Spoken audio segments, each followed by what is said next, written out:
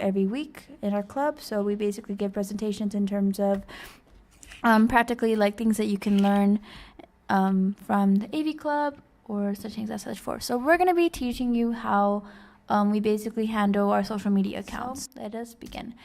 So in this presentation, we will generally be discussing how each social media our organization use and an in-depth analysis in terms of like demographics. So obviously each social media has a terms of demographic. I know Facebook tends to have like the older folk and then in comparison to like Instagram and Snapchat, which is what we usually use as young adults, analytics, as well as how we post our content and etc. This is kind of a similar presentation in terms of last week when I discussed how we usually post on a website, except that there's more of a flow to it. I will explain that with this thing called Kanban. I'll explain more to it. It makes sense. It'll make sense later. Anyways, so starting with Facebook, Ioana is usually the girl. She's usually the person who's in charge of the social media. Demographic, like I said, is the older folk. It's like our parents who think they're cool and stuff. You know what I mean? Yeah, you know who you are. So people tend to do the usual like, share, tag, comment, you know. Typically how we post our content is a structure similar to what we do on our website. So we have the text, so it's a log line. Typically what she does is like either copy or paste, or she does something very similar to the log line that we use for our website. She usually gets a thumbnail, so if it's a video, it's typically like a clip from the not a clip, but more of like a screen cap per se, a screen cap of the video, as well as the links, so whether or not it's YouTube or the website. So this is an example. Oh, look, that's Vanessa's drawing. Anyways, so this is like, I realized I just screenshotted a random one and okay. It's a t-shirt, yeah. He was flexing it last week, I think, or this week. So look, as you can see, I don't know if you can see the mouse, but this is a log line. Did you know EPHS used to have talent show? No, you could totally listen to a podcast then. Link, so you have the link, and then you have the screen cap. I would highly recommend this podcast, especially for you two over there, because it's kind of more in depth of how, like, as time goes by, like certain events or certain traditions go away. Like I believe it's like one can argue that my senior class is the last class to like even know that there even was a talent show.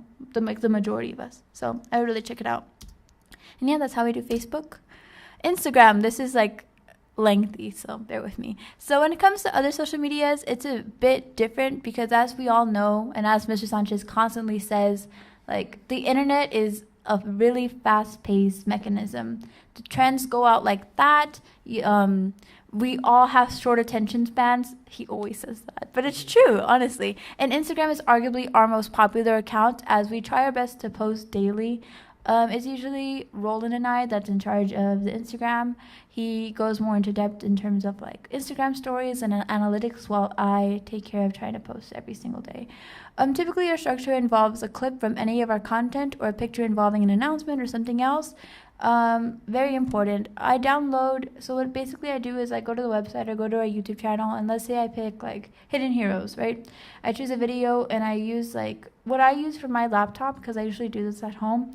I use this program called Clip Grab, but you can basically use any video converter, and you have to choose at least 1 minute clip from the video, because that's the maximum amount an Instagram post can have. Typically, people usually think, oh, you can put like the most important thing. Typically, I don't usually tend to do that. I tend to do something that's kind of intriguing, but not something that's like basically the gist of the video. This is followed by a caption with some emojis to gather people's attention. So this is an example. So this right here, this was a clip from, I think it was Aaron Vale and a few people from our practicum first period class. I don't know if y'all know what Annoying Orange is. It's basically like a YouTube channel from back in the day, like old school, where it was just a bunch of like oranges or fruits that had faces and they had like personalities and stuff.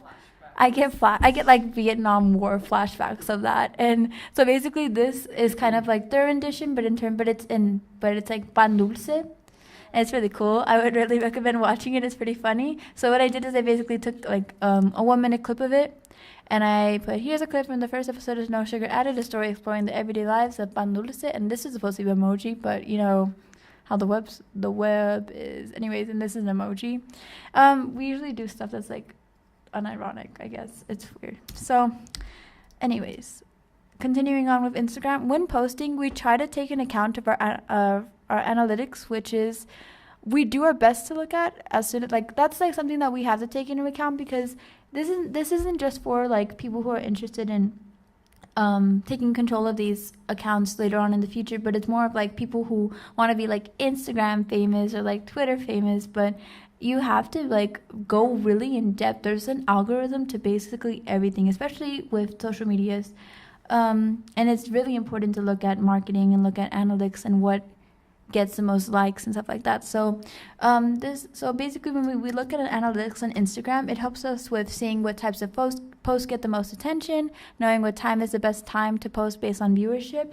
Typically, we try to post between like 6 to 9 p.m. because that's usually the time where like people are just like laying down, they're out of school, they're done with everything, and they're just like scrolling on their phone. And we also try to find generally like a demographic of reports, so whether or not it's like male, female, age group, where does the content lay, where do they see the content per se. So this is like basically like kind of like the interactions that we have. So this is what like is available in Instagram, because we have a business account. So typically like this is the activity. I hope you can see my mouse. So basically this week we usually got more interactions Wednesday. And discovery, people usually discover our channel in weekdays because that's typically when we post the most. If we don't post daily, we usually don't post on weekends. We got stuff to do. So it's really cool when you see audience, because I didn't know that we would have people from like New York looking at our freaking Instagram account. And age range, we typically have, I was really surprised like this because it's supposed to be like a high school account. We typically have like older people as well. In terms of audience, we have 50% male and women. So that's pretty cool that like if you have a business account on Instagram, like it gives you that much information. That proves like how much the algorithm is pretty complex. I kind of enjoy it. Posting daily can be difficult because it's hard to find content that like not only is like available, but it's more of like that will attract viewers. So we try to resolve this by doing certain things to gain views. So I think the majority of you are following the Instagram account, but every Friday, well, it's been hard doing it every Friday, but we've been trying our best to do it every Friday. It's called EP Quickie. So what EP Quickie is, it's basically a minute segment, kind of like a variety show, I guess you can say. And basically it consists of like people from our practicum class doing shout outs for like students that are their birthdays. I remember Roland did a birthday shout out for you, and shout outs for like colleges, like people who got into colleges, and like little sketches and announcements that are very important not only to the school and our organization, but it's also the community. I find it really enjoyable.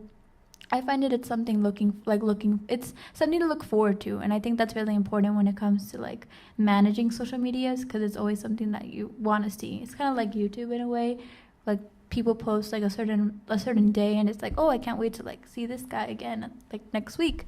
So we also have club announcements. This is actually really recent. So usually on Tuesday, I post like a little thing where it's like basically saying, oh, like this is what we're gonna do, just like kind of a reminder, I guess, for club members or future club members of kind of what we're gonna do for that following week. We also do Instagram stories. This one is like personally one of my favorites that I'm glad that Roland is favorable to do. So basically it's kind of like gaining interaction, so it's not only like announcements and little things. I remember like I think this week we did kind of like an Instagram story about like our board, and we did Instagram stories about CTE day when we were there. And I think it's cool knowing like for people outside the club to know like that we're here, like we're a group having fun and stuff. So let me show you some examples of that. So right here, this is like the recent Instagram story we had. So what shows are good right now, and it allows people to answer, and we respond, of course. This is another example of like engagements in terms of analytics for Instagram. So as you can see, like throughout this whole year, like so far from what we've created, basically these numbers have to do with like the interactions and the modifications that are made. So basically throughout this whole year, like these are like our top posts, and I just find it really interesting. I like to go through this a lot to make sure like, okay, like why out of all the EP quickies, why was this one like important? And I think in terms of that post in particular, I think that post was really important because we tagged a lot of people in it. Like there was a lot of people mentioned in it, including like famous, quote unquote famous people, so like famous athletes that are in our school, and that gained more attention, more responses. And yeah, another example, this is also an example, this was our recent club announcement, and I hope to continue those. Moving forward, so we have Twitter. When it comes to the blah blah blah, like I said about the short attention spans, our demographic here is also high school students. Instagram is kind of both, it's a mix of everyone. We publish our content here by gaining the same clip and picture we use when posting on Instagram. So, but we kind of alter the caption slightly depending on like if we need to change something. And depending on the content, we tend to maximize the length of the clip because I don't know the exact length the exact video length for Twitter, but I know that it's more than a minute. It can be really long. I was thinking it's like Facebook in the aspect of you can have like multiple minutes. Yeah, you can have you can have. I wouldn't say like an hour, but I say like maybe like 10, no more than like 20 minutes tops. So usually we just put the whole video there, but we always make sure to put the link. So this is our Twitter. And this is an example of kind of like what we do. So here's a clip from first video of Tea Talk, a show where all the tea is spilled. Full video, and then we have the clip, and then we have a little 10-minute clip. I think this is the same clip that we use for Instagram. And okay, Snapchat. This one is kind of difficult. I wouldn't say that we don't use this at all, but I say that this is the one that we use the least. So the fact that, like I said, it's so quick paced, and I know, like personally as a Snapchat user, like what I'm about to show you is how people use Snapchat. This is how people use Snapchats, like go on Snapchat stories. Like they literally just keep clicking and clicking and clicking and ignoring it unless it's your friend or unless it's something important. Like people don't really pay attention to Snapchat stories that much. Like, yeah. And it sucks, honestly. Whenever we have a chance, we try to filter out the content that we post on Twitter, Facebook, and Instagram to anything that we know that will gain the attention of others, or like very important announcements, like if we sell the magazine or stuff. And I really hope in the future that we manage to figure this one out entirely. I know that we'll probably manage to figure it out by the end of the year, but it's just something like that we can't control, to the fact that like it's very fast paced. I hope maybe like we can get the future like the future team of like social media management can get like a team to be able to do other segments in Snapchat, I guess, like because I know that one thing that's pretty cool on Snapchat that I realized is that they have like TV shows now. Yeah, you didn't know that? They have like episodes, like web series, so you can like scroll on the bottom and you can just like see there was like a story about how this girl dies and she's trying to figure out who killed her. I don't know, I would really recommend it. It was like the best like 10 minutes I spent on Snapchat. It was, and so yeah, maybe something like that, honestly. But yeah, so Kanban is basically a system. This is our flow. It's basically how we organize what projects are in terms of production. The flow is how each content is published to each of our website, our social medias. So this is okay. We basically have Kanban two ways. We have it digital wise, and we have it like on an actual board, which is what I will show you right now. So basically, this is basically our Kanban. It's a Google Slides. So as you can see from slides 2 and 4, these are basically controlled by Mr. Sanchez, and we kind of filter it out. So as you can see, like we can see what projects are in what area. So some projects, let's say Eli and Diego's video, they're still working on like pre-production, and Andre and Sadui, they're currently filming the senior videos. Post-production, people are already editing it, or they're already finishing up stuff. And publishing is like we have to move it up. And once you go to the publish area, you move up to YouTube. And once it's uploaded to YouTube, you go to Eagle Public Radio website. And once it's there, it goes to Facebook. And once that's on Facebook, we move over here, which is what I'm in charge of. So as you can see, it's basically kind of a schedule of which content is going to be posted when. So usually EP Quickie is always on Fridays, and the ad for the club is always on Tuesdays, and we have other things in below. One thing that I'm going to try to do is I'm going to get like old content from like back in the day that I believe is still successful, and I'm going to start doing like throwback segments. So basically, once we do that, we move that to Twitter and to Snapchat, and I'm going to get up and I'm gonna show y'all basically. Okay, so as you can see here, this is basically that, but on this board, and this just dropped. Anyways, if you ignore that. So this, you don't necessarily have to have this board, because digital-wise it's fine, but sometimes I just feel like it's better to do interactive, because sometimes I see like someone like running into my office and being like, oh, like we have to post this, and I have to like, so I just get a post-it note and place it there. So it's like Instagram, Twitter, and then Snapchat just fell out. So this is usually hung out like right in front of my office, and I think it's very professional-like, and yeah, it's something really interactive, and it can allow your other like members or colleagues to be like, oh yeah, like don't forget to post this, and they can just put it on the bottom of the board and you move it all up. So yeah, that's basically that. This is really heavy.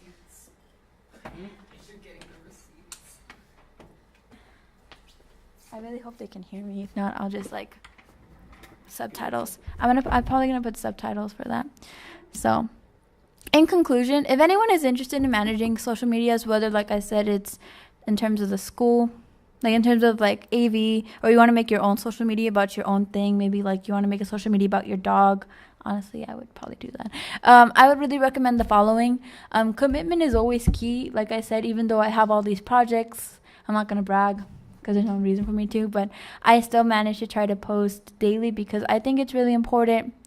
Like, it's very important for us to create our own work, but I think it's also very important for people to recognize all the hard work that we do. So also, I would really recommend keeping up with dates and trends, and if you are using Instagram specifically, I would recommend keeping up with the analytics of that. And most of all, be creative. Like I said, I really hope that Snapchat gets fully advanced as much as Instagram is, and I hope that y'all can kind of do similar things such as creating segments and doing announcements and little things that'll keep people entertained. So that's about it. If y'all have any questions or comments or concerns, we're all good. Okay, so that's pretty much it, guys. If you haven't signed in, please